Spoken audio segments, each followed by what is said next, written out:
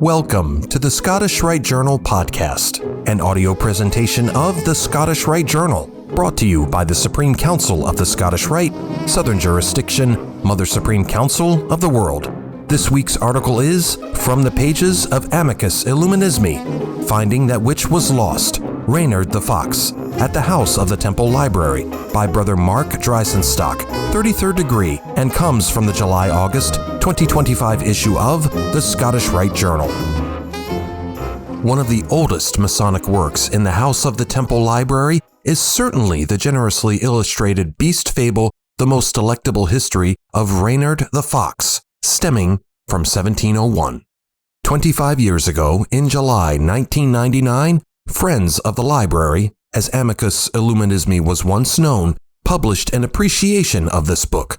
We then suggested in the summer-autumn 2022 Amicus that this book was no longer in the collection. Happily, to adopt Masonic parlance, that which was once lost has now been found. This brief article revisits the 1999 article by Fred Gettings, 32nd degree, entitled The Story of Reynard the Fox. We will then offer a brief glimpse at another version of Reynard the Fox in the House of the Temple Library collection, and this one was written by a famous Mason, Brother Johann Wolfgang von Goethe.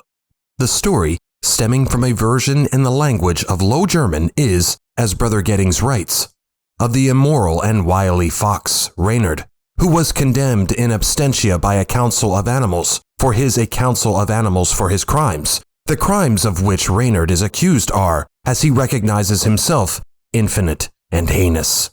They include the murder of hens, the torture of a bear, the blinding of a cat, and the beheading of a hare. Besides being a troublemaker, he is also a con artist. As the Lion King says to Bruin the bear, Reynard is full of policies and knoweth how to dissemble, flatter, and betray. Yet the scamp Reynard is a smooth talker, and he manages to extract himself from the difficult situations and crimes, both minor and major, for which he is responsible. Brother Gettings, the author of the engaging Friends of the Library article from a quarter-century ago, argues that this beast fable, while a witty children's story on the surface, has deeper, more refined meanings to contemplate for those interested in the esoteric.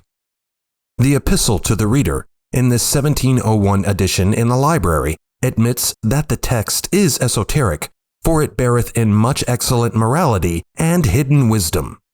Masons will be interested to learn that the Lion King's high throne was made of fair square stone, from which he commanded a general silence among all his subjects. The Gettings essay, to which a full half of the Friends of the Library issue is devoted, also notes that Reynard of the Fox delves into psychology before the discipline was known.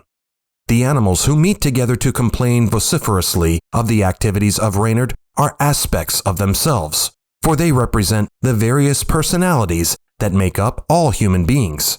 Brother Gettings continues his contemplative interpretation thus. The Lion King, who oversees the meeting of the animals, illustrates the two extremes in humanity, for he holds the scepter, with its triple floration, a symbol of the Trinity. The rod, which echoes his triple crown, is the higher part of his being.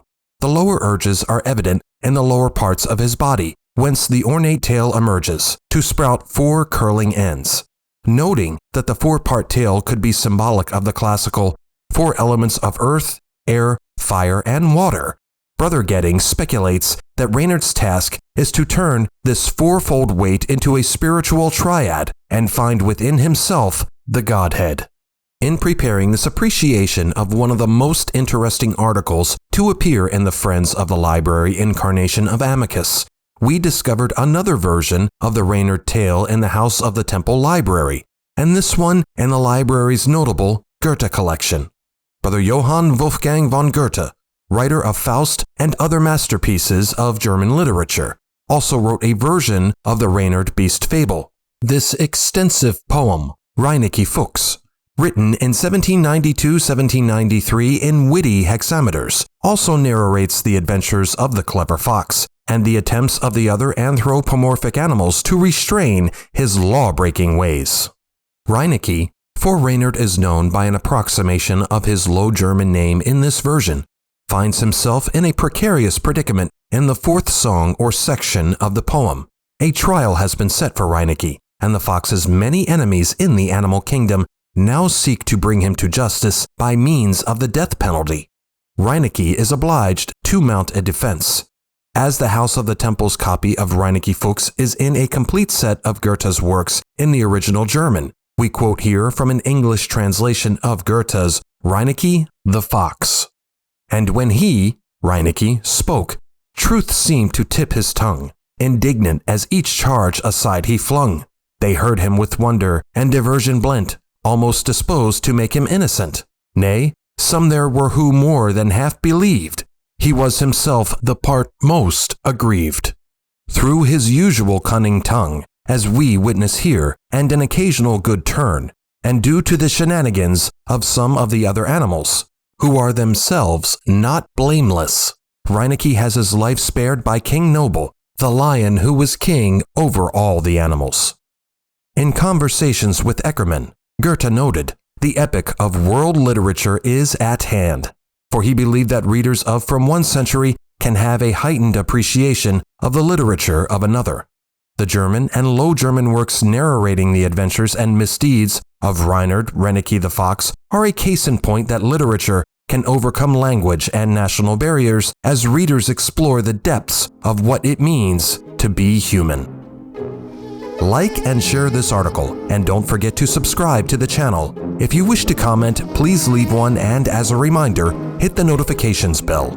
Any accompanying photographs or citations for this article can be found in the corresponding print edition. The Scottish Rite Journal is published by the Supreme Council of the Scottish Rite, Southern Jurisdiction, Mother Supreme Council of the World. Mark Dreisenstock, 33rd degree, Managing Editor. I'm your host, Matt Bowers.